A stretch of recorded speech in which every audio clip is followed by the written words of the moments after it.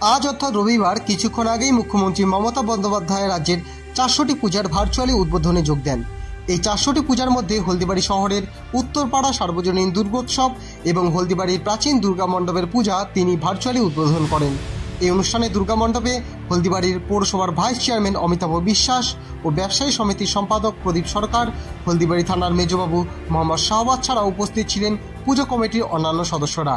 অন্যদিকে হলদিবাড়ি উত্তরপাড়া সার্বজনীন দুর্গোৎসব কমিটির পূজা মণ্ডপে উপস্থিত ছিলেন পৌরসভার চেয়ারম্যান শঙ্কর কুমার দাস, মেখলিগঞ্জ পুলিশের এসডিপিও আশিস পি সুব্বা, হলদিবাড়ি থানার আইসি কাশ্যপ রায় সহ পুজো কমিটির সদস্যরা।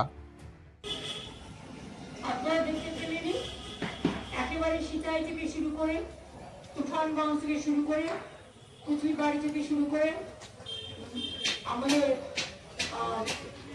হলদিবাড়ি থেকে শুরু করে হলদিবাড়ি থেকে শুরু করে দিনহাটা থেকে শুরু করে কুচবিহার থেকে শুরু করে সর্বত্র দুর্গা পুজো, এমনকি মদন মোহন পুজো, এটা দুর্গা পুজো।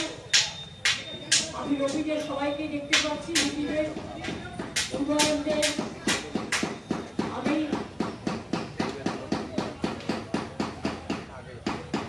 আমি বাসুনিয়া সাহেবকে সিটায় দেখতে পাচ্ছি, মেখলিগঞ্জ হলদিবাড়িও সকলকে দেখতে পাচ্ছি।